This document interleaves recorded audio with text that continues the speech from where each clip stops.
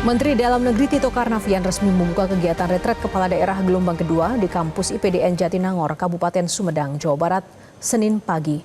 Pembukaan retret kepala daerah gelombang kedua berlangsung di Aula Balairung IPDN, dihadiri para peserta retret dan Forkopimda Provinsi Jawa Barat, Sivitas Akademika IPDN, dan para praja. 86 kepala daerah baik gubernur, wali kota, bupati, beserta para wakilnya mengikuti kegiatan ini hingga 26 Juni mendatang. Meskipun pelaksanaan retret pada gelombang kedua lebih singkat dibandingkan gelombang pertama, namun materi yang diberikan sama. Sejumlah Menteri Kabinet Merah Putih menjadi pemateri. Dan ada 26 orang yang Jatinangor pertimbangan kita karena jarak dengan Jakarta ya, terutama yang dekat, sehingga kita harapkan pengisi materinya kan pada sibuk semua, Pak Menteri-menteri ya. Tapi kalau ke Magelang mungkin kejauhan, mereka harus 1 hari penuh. Di samping itu fasilitas juga cukup bagus. Di sini ada asrama, memang lembaga pendidikan kedinasan terbesar di Indonesia. Jadi fasilitas lengkap, ruang kelas, ya, kemudian sound system, tempat tidur, ruang makan, semua lengkap. Sama materinya sama. Gubernur Lembaga Ketahanan Nasional atau Lemhanas TB Aceh Hasan Syadzili mengingatkan kepala daerah pentingnya memiliki kewaspadaan nasional di tengah dinamika geopolitik global. Pemahaman ini perlu dimiliki kepala daerah agar dapat menyusun kebijakan secara tepat, salah satunya dengan memperhatikan Astacita yang dicanangkan oleh Presiden Prabowo Subianto. Materi yang disampaikan kepada peserta retret lebih menekankan pada situasi geopolitik global dan dampaknya terhadap ketahanan nasional serta kondisi di daerah. Sebagai Gubernur Lemhanas menyampaikan tentang situasi geopolitik global dan dampaknya terhadap ketahanan nasional dan pengaruhnya terhadap daerah. Ini penting disampaikan kepada para kepala daerah yang melakukan retret gelombang kedua, karena kita tahu bahwa tidak ada kebijakan, termasuk kebijakan daerah yang tidak terdampak dari situasi geopolitik global saat ini. Sebagaimana kita tahu bahwa beberapa isu global seperti misalnya kenaikan tarif resiprokal yang dikeluarkan oleh Presiden Trump yang sampai saat ini masih menjadi bahan negosiasi, itu sedikit banyak akan mempengaruhi terhadap misalnya beberapa industri di kita.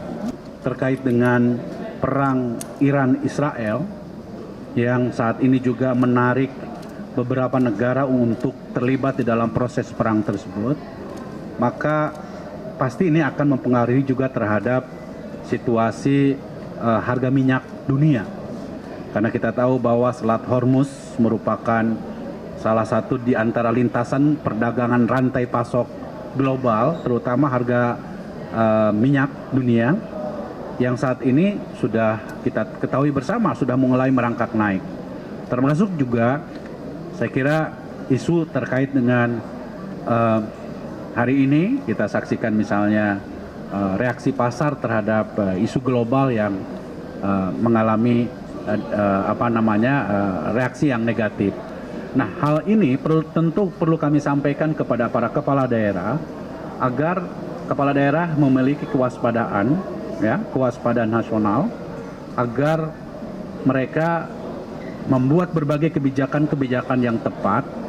Dalam konteks ini salah satunya adalah apa yang dilakukan arahan pemerintah pusat terkait dengan Astacita maupun arahan terkait dengan efisiensi anggaran, itu dalam rangka bagaimana kita mengantisipasi berbagai potensi-potensi yang bisa saja bisa menimbulkan dampak terhadap ekonomi nasional kita.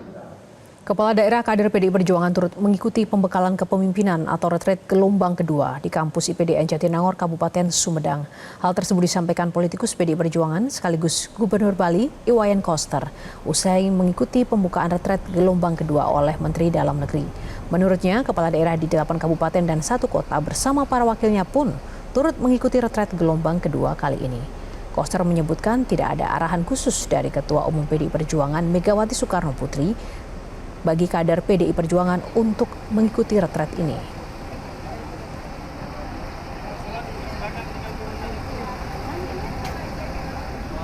kepala daerah, wakil kepala daerah dari PD Perjuangan Provinsi Bali ikut dalam kegiatan retreat gelombang yang kedua. Itu diantaranya dari daerah mana aja dan daerah lain pun ada yang ikut juga?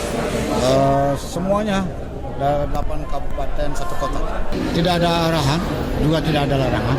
Jadi beliau memberi kesempatan kepada kadernya untuk mengikuti acara retreat gelombang kedua. Retret Kepala Daerah gelombang kedua hari ini diisi dengan penyampaian materi dari Lemhanas. Dan untuk mengetahui informasi terkini, kita sudah terhubung dengan Sabago Viasa dari IPDN Jatinangor, Sumedang. Sabago, materi dari Lemhanas masih berlangsung hingga sore ini. Bisa Anda gambarkan bagaimana proses penyampaian materi dan juga apa saja isi pembahasannya?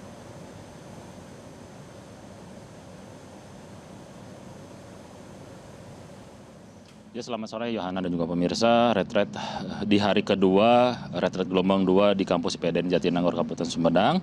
Ini diisi dengan berbagai kegiatan yang memang dimulai sejak pagi hari tadi, diantaranya senam pagi dan apel pagi.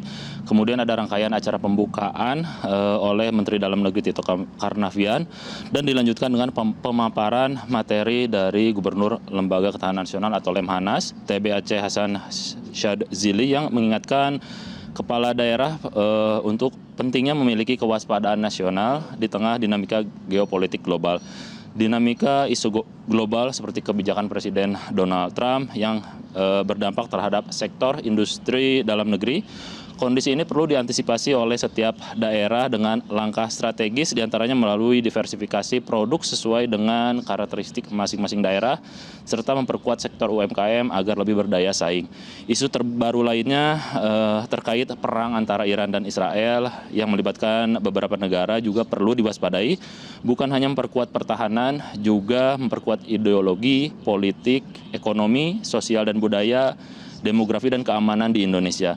Dengan mensinergikan antara pemerintah pusat dan pemerintah daerah, ini menjadi satu kesatuan dalam rangka mewujudkan Indonesia Emas 2045. Pemahaman dan pengawasan tersebut ini perlu dimiliki oleh kepala daerah agar dapat menyusun kebijakan yang tepat dengan memperhatikan asta cita yang dicanangkan oleh Presiden Prabowo Subianto. Dan memang pada hari ini semua pembekalan materi yang diberikan seluruhnya dari jajaran pejabat Lemhanas, diantaranya sejarah perjalanan bangsa, implementasi kewaspadaan nasional dalam bermasyarakat, bernegara, dan berbangsa, serta ada materi implementasi nilai-nilai kebangsaan. Sebelum istirahat malam, nanti akan digelar diskusi kelompok kepala daerah peserta retret ini di beberapa ruangan IPDN. Yohana? Lalu apa agenda para peserta kepala daerah di hari ketiga besok?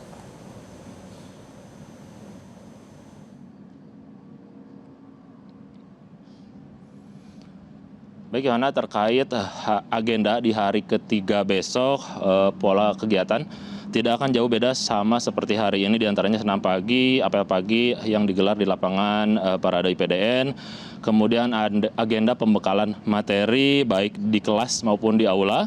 Namun yang menjadi pemateri kami belum mendapatkan informasi lebih lanjut, apakah dari Menko ataupun menteri lain di Kabinet Merah Putih atau lembaga negara lainnya.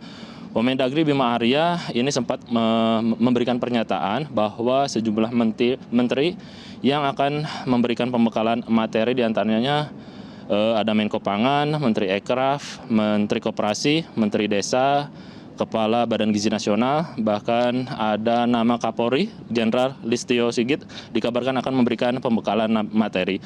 Namun kepastiannya akan menyusul sehubungan dengan jadwal dan agenda para pimpinan kementerian dan lembaga tersebut. Secara keseluruhan, nantinya materi yang akan diberikan diantaranya tentang ketahanan nasional dan wawasan kebangsaan, implementasi asta cita Presiden, program kementerian dan lembaga, tugas dan fungsi kepala daerah, kepemimpinan dan komunikasi politik, dan yang terakhir tim building untuk lebih mempererat hubungan selain antar kepala daerah dan wakilnya, ini juga antar kepala daerah dengan daerah lainnya. Untuk sementara kembali ke Anda Yohana di studio. Baik, terima kasih Sabago untuk laporannya langsung dari lokasi. Jelajahi cara baru mendapatkan informasi. Download Metro TV Extend sekarang.